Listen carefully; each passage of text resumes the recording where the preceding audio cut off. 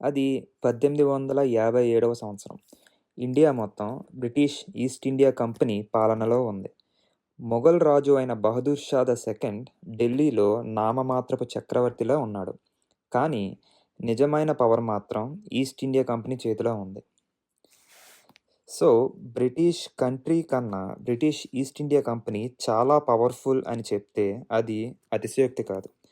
British country కన్నా ఎక్కువ army ఉండేది బ్రిటిష్ ఈస్ట్ ఇండియా కంపెనీ దగ్గర ఆ టైంలో. ప్రపంచంలోనే చాలా శక్తివంతమైన భారతదేశం బ్రిటిష్ ఈస్ట్ ఇండియా కంపెనీ చేతిలో ఉంది. కానీ ఇప్పుడదంతా మారిపోబోతుంది. అసలు సిపాయి తిరుగుబాటు ఎలా మొదలైంది? ఎందుకు మొదలైందో తెలియాలంటే ముందు మనం గన్స్ గురించి తెలుసుకోవాలి. అప్పట్లో వాడే తుపాకీలు ఇప్పటి వాటిల్లా ఉండేవి కాదు. చాలా డిఫరెంట్‌గా ఉండేవి.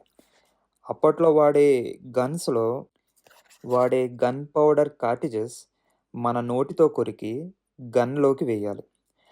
ఆ కార్ట్రిడ్జెస్‌ని పంది కొవ్వుతో తయారు చేస్తారని నమ్మిన ముస్లిమ్స్ అండ్ హిందూ సిపాయిలు తిరుగుబాటు చేశారు. సిక్ సిపాయిలు మాత్రం బ్రిటిష్ వాళ్ళకి ఇంకా లాయల్‌గానే ఉన్నారు. ఇలా తిరుగుబాటు చేసిన సిపాయిలు వాళ్ళ పై అధికారులైన బ్రిటిష్ ఆఫీసర్స్‌ని చంపేసి అప్పట్లో మొఘల్ రాజధాని అయిన ఢిల్లీకి బయలుదేరారు.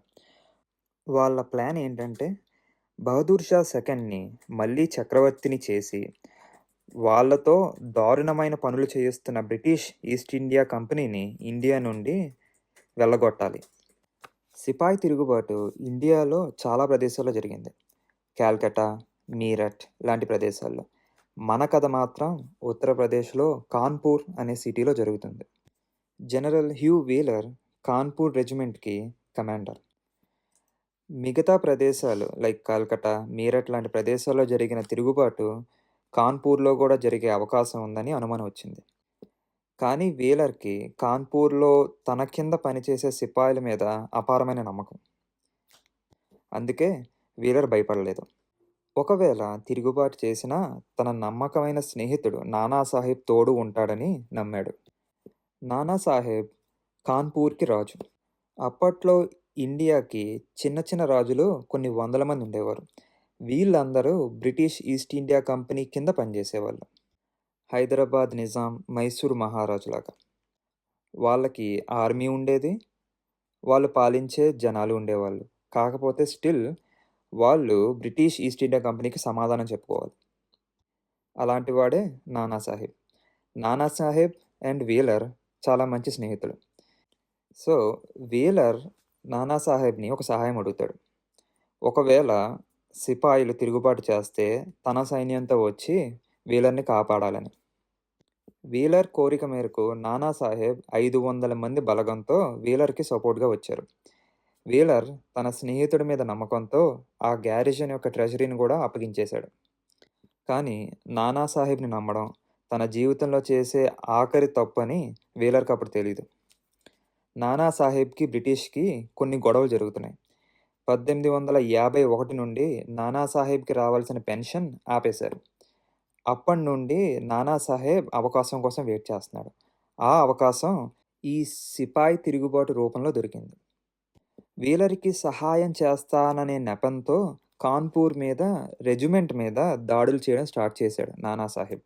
ఆ దాడులకు భయపడి వీలర్ తన ఫ్యామిలీ అండ్ తన కింద ఉండే బ్రిటిష్ జనాల్ని తీసుకెళ్ళి ఒక హాస్పిటల్‌లో గ్యారిజన్‌గా ఉంచాడు. రోజంతా వాళ్ళ మీద నానాసాహెబ్ కెనాన్స్‌తో దాడులు చేయించాడు. ఆ దాడుల్లో చాలామంది చనిపోయారు. చిన్న పిల్లలు, అమ్మాయిలతో సహా. మరికొంతమంది పిల్లలు, అమ్మాయిలు వాటర్ అండ్ ఫుడ్ లేకపోవడం వల్ల చనిపోయారు. ఇలా 18 రోజులు కొనసాగింది. చివరికి జూన్ 24న నానాసాహెబ్ అండ్ వీలర్ ఒక ఒప్పందానికొచ్చారు. నానాసాహెబ్ డిమాండ్స్ ప్రకారం జనరల్ వీలర్ మరియు తన మనుషులు ఆయుధాలను వదిలేసి వచ్చి లొంగిపోవాలి. వేరే దారి లేక వీలర్ తన సైనికులతో లొంగిపోయాడు. కానీ నానాసాహెబ్ హాస్పిటల్ నుండి బయటకు వచ్చిన వెంటనే అబ్బాయిల్ని అందరినీ కాల్చి చంపేశాడు. పిల్లల్ని, అమ్మాయిల్ని మాత్రం బీబీఘర్ అనే ఒక బంగళాలో ఉంచాడు.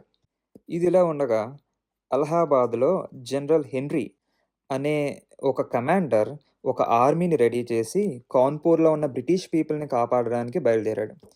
హెన్రీ ఆర్మీలో చాలామంది సిక్ యోధులు, బ్రిటిష్ యోధులు మాత్రమే ఉన్నారు. చాలా రోజులు ప్రయాణం చేశాక హెన్రీ రెజిమెంట్ కాన్పూర్ చేరుకుంది. అలా చేరుకునేసరికి అంతా నిర్మానుషంగా ఉంది. అక్కడ ఉన్న ప్రజల్ని అడిగి ఆడవాళ్ళని, పిల్లల్ని బీబీగర్ అనే ఒక బంగళాలో పెట్టారని తెలిసి అక్కడికి వెళ్ళాడు. బీబీగర్ బంగళాలోకి ప్రవేశించాడు. అక్కడ ఒక్క మనిషి కూడా లేకపోవడంతో ఆశ్చర్యపోయాడు. కేవలం వాళ్ళ దుస్తులు, ఆభరణాలు, చెప్పులు మాత్రమే ఉన్నాయి. మొత్తం అన్నీ రక్తంతో తడిచిపోయి కనబడ్డాయి. ఆ రక్తాన్ని ఫాలో అయ్యారు. 250 మందికి పైగా అమ్మాయిలు మరియు పిల్లల శవాలు కనబడ్డాయి. జనరల్ హెన్రీ కోపంతో రగిలిపోయాడు. ఆ ఆవేశంలో చుట్టుపక్కల ఉన్న జనాల్ని హింసించి, చంపి అక్కడ ఏం జరిగిందో నిజాన్ని రాబట్టాడు. హెన్రీ వచ్చే కొన్ని రోజుల ముందు నానాసాహెబ్‌కి సిపాయి మూవ్‌మెంట్ విఫలమైందని తెలుసుకున్నాడు. తను వీలర్‌కి చేసిన మోసం, వాళ్ళ ఆర్మీని చంపడం ఇదంతా ఎక్కడ బయటకొస్తదనో భయపడి బీబీగర్‌లో ఉన్న అమ్మాయిల్ని, పిల్లల్ని చంపేద్దామని నిశ్చయించుకున్నాడు. కానీ ఆ పని చేసేదెవరు? తన కింద పనిచేసే సిపాయిల్ని చాలామందిని అడిగాడు. కానీ ఎవరూ ఒప్పుకోలేదు. చివరికి నానాసాహెబ్‌కి భయపడి తన తనకి క్లోజ్ అయిన నలుగురు బాడీగార్డ్స్ ఒప్పుకున్నారు. వాళ్ళకి కత్తులిచ్చి బీబీగర్‌లోకి పంపించాడు. ఆ రోజు కాన్పూర్ ఊరంతా నిద్రపోలేదు. అమ్మాయిలు మరియు పిల్లల ఆర్తనాదాలతో నిండిపోయింది. ప్రజలందరూ భయపడ్డారు. కానీ ఎవరికీ వచ్చి ఎదిరించే ధైర్యం లేదు. ఆ నలుగురు సిపాయిలు ఆ 200 మంది అమ్మాయిల్ని, పిల్లల్ని చంపేసి, వాళ్ళ శవాల్ని ఎనకాల ఉన్న గార్డెన్‌లో పడేశారు. ఇదంతా తెలిసిన హెన్రీ కోపంతో ఒక శపథం చేశాడు. చనిపోయిన ప్రతి బ్రిటిష్ సిటిజన్‌కి ప్రతీకారంగా 10 మంది భారతీయులను చంపుతానని అన్నట్టే హెన్రీ చేశాడు. పారిపోయిన నానాసాహెబ్‌ని, సిపాయిల్ని వెంటాడి, వెతికి, తిరిగి బీబీగర్‌కి తీసుకొచ్చి, ఆ రక్తంతో తడిచిన ఫ్లోర్‌ని నాలుకతో నాకించి, అప్పుడు ఊరేసి చంపాడు. అంతేకాదు, తన కోపం చల్లారక, అటువైపు వెళ్తున్న ప్రతి మనిషిని, ప్రతి అమ్మాయిని, ప్రతి పిల్లాడిని తీసుకొచ్చి, ఆ ఫ్లోర్‌ని నాకించాడు. కానీ ఎంత వెతికినా నానాసాహెబ్ మాత్రం దొరకలేదు. చాలా తెలివిగా నానాసాహెబ్ తన సూసైడ్‌ని ఫేక్ చేసి పారిపోయాడు నార్త్ ఇండియాకి. కొన్ని నెలల తర్వాత సిపాయి తిరుగుబాటు ముగిసింది. మొఘల్ చక్రవర్తి అయిన బహదూర్ షా ద సెకండ్‌ని పట్టుకొని దీనంతటికీ కారణం తనే అని నిర్ణయించి తన పిల్లలందరినీ చంపేశారు. బహదూర్ షాని మాత్రం బర్మాలో ఒక హౌస్ అరెస్ట్ చేయించారు. నానాసాహెబ్ చేసిన ఈ దారుణమైన పని వల్ల భారతీయులంటే బ్రిటిష్ వాళ్ళకి ద్వేషం ఏర్పడింది. 62 సంవత్సరాల తర్వాత జరిగిన జలియన్వాలా బాగ్ మ్యాసకర్‌కి కారణం ఈ బీబీగర్ మ్యాసకర్ అని చాలామందికి తెలీదు. ఈ సిపాయి తిరుగుబాటు తర్వాత భారతదేశం బ్రిటిష్ ఈస్ట్ ఇండియా కంపెనీ చేతిలోంచి క్వీన్ విక్టోరియా, బ్రిటిష్‌కి రాణి చేతిలోకి మారింది. చరిత్రలో మనం చాలా సన్నివేశాల్ని మర్చిపోతాం. దానివల్ల లాభం కన్నా నష్టం ఎక్కువ. అలాంటి వాటిల్లో ఈ బీబీగర్ మ్యాసకర్‌ని మర్చిపోవడం ఒకటి.